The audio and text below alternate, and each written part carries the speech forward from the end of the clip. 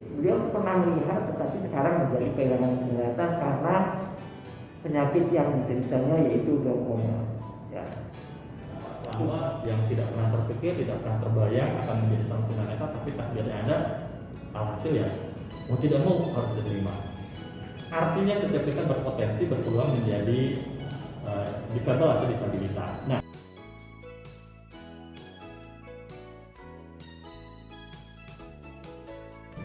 Bismillahirrahmanirrahim. Assalamualaikum warahmatullahi wabarakatuh.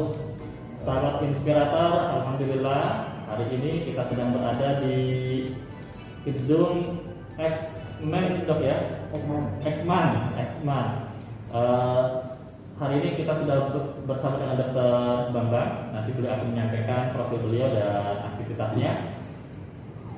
Video ini tujuannya adalah dalam rangka memperingati Hari Penglihatan Sedunia atau World Sight Day, dan Dr. Mata sedang gencar-gencarnya mensosialisasikan tentang Vision 2020. Nah, nanti kita akan tanya nih, apa nih Vision 2020 ini. Tapi sebelum itu, silakan kepada para sahabat inspirator untuk nge-like, share, dan subscribe. Dan jangan lupa juga diklik notifikasinya. Mudah-mudahan dari perbincangan hari ini ada edukasi, ada ilmu yang sangat berguna untuk kita, untuk bisa kita jadikan perhatian terkait dengan kesehatan mata. Rasulullah SAW bersabda, ada dua hal yang menjadi atau yang sering sekali kita lalaikan, yaitu yang pertama adalah waktu yang luang, yang kedua tentang kesehatan.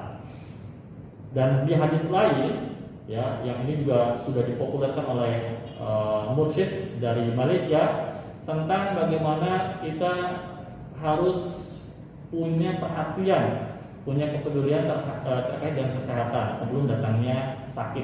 Apalagi kondisi COVID seperti ini, harus lebih ekstra lagi bagaimana kita menjaga kesehatan kita. Baik, tidak panjang lebar kita akan dialog tentang kesehatan mata, penyebab kebutaan dari sisi medis dan non-medis, lalu ada pandangan seorang dokter terkait dengan para pasien-pasien yang awalnya melihat lalu menjadi tidak melihat, dan yang ketiga adalah bagaimana Dr. Bambang ini mengajak kepada kita untuk bisa lebih aware lagi terhadap dengan kesehatan mata kita. Oke, baik, langsung saja ya. Assalamualaikum dok. Waalaikumsalam. Sehat dok? Alhamdulillah. Alhamdulillah, terima kasih banyak dok sudah menyempatkan waktunya dengan kesibukan beliau. Silakan dok, diperkenalkan dulu dok sebelum kita ngobrol. Teman-teman semua, saya Dr. Bambang Setiawadi, spesialis mata. Saya pernah bekerja di Cicendo dan baru memasuki masa tua nanti awal September ini. Saya melihat bahwa nikmat yang luar biasa tadi yang sudah disampaikan oleh Pak Ibu, yang sering dilupakan adalah kesehatan, dan kita menyanyiakan waktu. Dan kesehatan yang sebetulnya tidak pernah kita sadari itu besar sekali peranannya dalam kehidupan adalah pemulihan. Karena di era sekarang ini kita melihat fungsi mata luar biasa. Tetapi tentu kita harus berpikir juga, ada juga teman-teman yang kebetulan kehilangan indera penglihatannya dari beberapa hal. Nanti kita akan berbincang-bincang. Di sini teman saya Pak Yudu dan Pak Samad juga. Beliau nanti kita bisa sambil diskusi. Beliau pernah melihat, tetapi sekarang menjadi kehilangan penglihatan karena penyakit yang dideritanya yaitu glaukoma. Ya, itu pengantarnya mungkin Pak Yudu, kita bisa bincang-bincang lagi ya. Siap, terima kasih banyak dok. Nah, tadi dokter menyampaikan, ini menarik sekali dan ini sering sekali saya sampaikan dok di publik gitu ya. Bagaimana takdir ini tidak bisa kita prediksi, betul dok ya. Apalagi terkait dengan kesehatan ini. Saya Pak Slamet yang tidak pernah terpikir, tidak pernah terbayang akan menjadi seorang tunanetra, tapi takdirnya ada, alhasil ya mau tidak mau harus diterima. Artinya setiap kita berpotensi berpeluang menjadi difabel atau disabilitas. Nah, pertanyaannya dok, ini presentasi antara yang lahir dalam kondisi disabilitas, baik itu mata ataupun yang lainnya, dengan yang mengalami kecacatan dalam tanda kutip di usia produktif, lebih besar mana dok? Memang kita lagi penglihatan ini. Sebetulnya gangguan penglihatan itu 80% bisa ditanggulangi. Oh, 80%. Ya, penyebabnya bisa ditanggulangi. Misalnya katarak itu bisa ditanggulangi dengan tindakan operasi. Kemudian gangguan penglihatan yang memerlukan alat bantu penglihatan, kacamata bisa ditanggulangi dengan kacamata. Kemudian infeksi karena infeksi jamur, misalnya terkena benda asing atau tumbuh-tumbuhan yang mengenai mata, kalau kita obati segera bisa kita cegah gangguan penglihatannya. Kemudian penyakit darah tinggi, kencing manis itu bisa menyebabkan gangguan penglihatan, bahkan sampai kebutaan, itu bisa dicegah. Artinya 80% ini bisa ya? Ya, 80%. Nah, yang 20% itu penyakit-penyakit yang tidak bisa ditanggulangi. Salah satunya adalah glaukoma.